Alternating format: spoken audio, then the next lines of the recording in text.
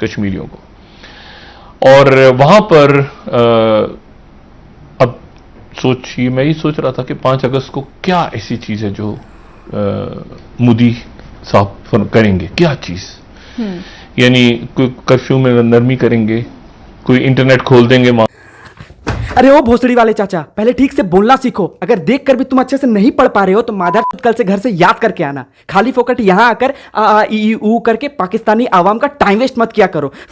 भड़वे साले। राम राम दोस्तों, welcome back to the channel Sonu Sinha originals. तो भैया आज हम बात करने वाले हैं हमारे पड़ोसी बकचोद मुल्क उर्फ पाकिस्तान के हरामी मीडिया के इंडिया विरोधी जहरीली विचारधारा रखने वाली सोच के बारे में। इंडिया के कंपैरिजन में आज़ादी के 73 साल बाद भी पाकिस्तान ने कभी कुछ ऐसा अच्छा काम नहीं किया जिसे फ्यूचर में उनकी आने वाली पीढ़ी याद रख सके। और अगर जबरदस्ती याद रखने की बात की जाए तो अपने जहरीले शब्दों के बांध से हमेशा इंडिया की गांड में उंगली करना और अपनी भोली वाली जनता को धोखा देकर सिर्फ और सिर्फ अपने आतंकियों को बढ़ावा देना आने वाले वक्त में यह बन जाएगी पाकिस्तान की हिस्ट्री। तो चलिए मुद्दे की बात करते हैं और बरनौल लगा लगा कर इनकी मारते हैं। भारत ही वो रियासत है जिसके अंदर मजहबी जुनूनियत बढ़ती जा रही है, बेलगाम हो चुकी है। भारत ही वो मुल्क है जहां मजहब के नाम पर मुसलमानों को, इंसानों को, खल्के खुदा को दरिंदगी का निशाना बनाया जाता है। भारत ही वो सरजमीन है जहां पर आज सबसे सस्ता एक कौम का खून है जिसे मुसलमान कहा जाता है।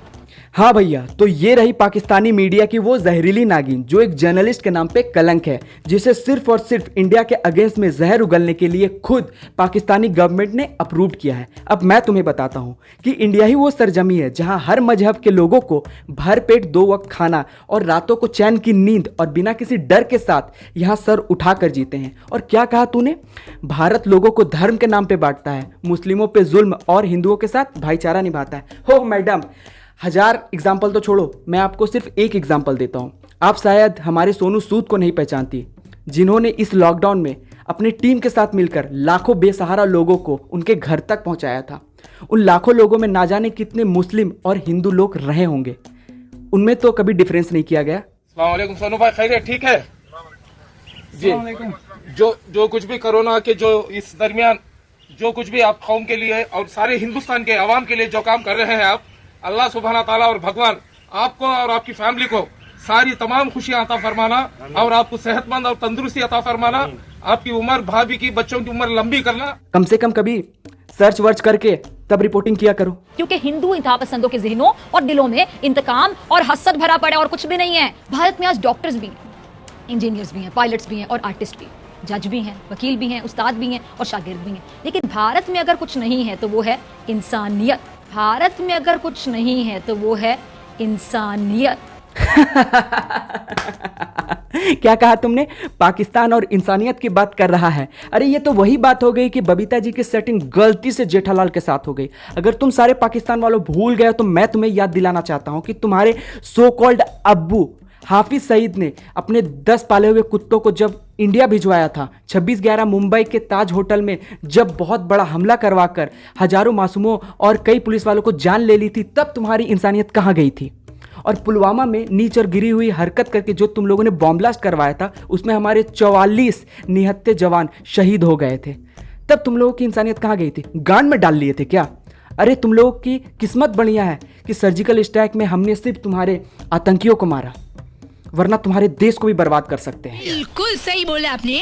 5 अगस्त तो 1 साल मुकम्मल हो जाएगा कश्मीर। मैं ही सोच रहा था कि 5 अगस्त को क्या ऐसी चीज है जो मोदी साहब करेंगे, क्या चीज।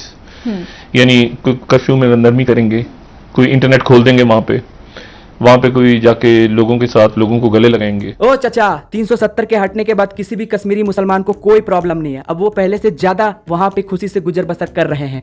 आई नो 370 के हटने के बाद तुम सारे पाकिस्तानियों का जलकर राख हो गया है और अपना अपना दुकान बंद हो गया है, क्योंकि पीछे के रास्ते से अब तुम अपने आतंकियों को कश्मीर नहीं भेज सकते और पूरे हिंदुस्तान में नफरत का जहर भी नहीं फैला सकते हो। और कहां थे तुम लोग जब हजारों की तादाद में कश्मीरी पंडितों को कश्मीर से खदेड़ कर भगाया जा रहा था? क्यों नहीं आवाज उठाया तुम लोगों ने? बार बार बोलते हो कि 370 हटा दिया, ये कर दिया, वो कर दिया, क्यों आवाज नहीं उठाते? इसको जो जागेगा हमेशा के लिए सो जाएगा। अब तो माजी से ढक ली है। अगस्त को जब 1 साल मुकम्मल होगा, कश्मीर पे और पूरे हिंदुस्तान में जहां जहां जख्म लगे हैं लोगों को, उन जख्मों पे मरहम नहीं, उन जख्मों पे नमक या मिर्च छिड़कने के लिए मोदी साहब जो हैं 5 अगस्त 5 is a significant date for independent India. वो कह रहे हैं हम आजाद हुए। ओ नफरत फैलाओ चाचा, अगर राम की ही धरती पे राम जी का बड़ा और भव्य मंदिर बनेगा तो इससे बड़ी खुशी पूरे भारतवर्ष के लिए और कुछ हो सकती है क्या? और 5 अगस्त का दिन किसी आजादी के दिन से कम है क्या? टीपू सुल्तान से लेके और जनाब किस मुसलमान को उन्होंने गालियां नहीं दी, औरंगजेब, आलमगीर और जनाब। और बात रही टीपू सुल्तान की, ये इतना बड़ा कमीना शासक था जिसने 700 हिंदू ब्राह्मणों को फांसी की सजा दे दी थी और खुद अंग्रेजों के तलवे चाटता था।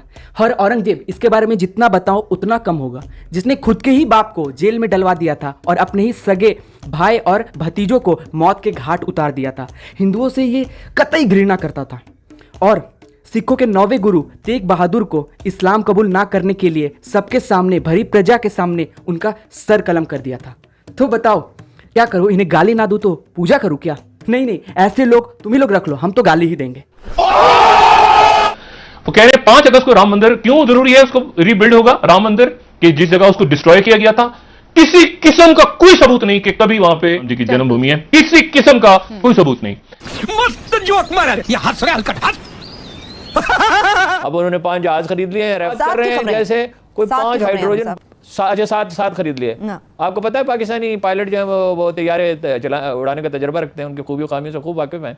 F-16 से जरा सा वो बेहतर है, लेकिन हमारे पास भी तैयार है और हमारे पायलट और उनके पायलटों का कोई मुकाबला नहीं है। अरे ओ बुड्ढे, थूक दूंगा तो साले दब कर मर जाएगा। और तुम्हारे किस चूतिए सूत्रधार ने कहा बे कि इंडिया में 7 राफेल आए हैं? अरे नहीं, तुम्हारे अंदर ये डर देखकर बहुत अच्छा लगा, मगर खुद में ही ये फेक न्यूज फैलाकर सुसाइड करने की क्या जरूरत थी? मोदी जी को बोल दिया होता, राफेल को पाकिस्तान भिजवाकर पूरे पाकिस्तान को ही उड़वा देते। कम से कम इसी बहाने राफेल की टेस्टिंग भी हो जाती। बिल्कुल सही बोला आपने। अबे सुन लो बे, हो पाकिस्तानी सुअर, अब तुम चाहे जितनी भी रोलो, मगर 5 अगस्त को भूमि पूजन भी होगा और राम मंदिर भी अयोध्या में ही बनेगा। और हाँ, हिंदुस्तान में जिस किसी को भी इस मंदिर के बनने से प्रॉब्लम है, वहां ऑफिस रूम में मेरा वेट करें। ऑफिस रूम तो खाली पड़ा हुआ है ना, मुझे तो ये सही नहीं लगता।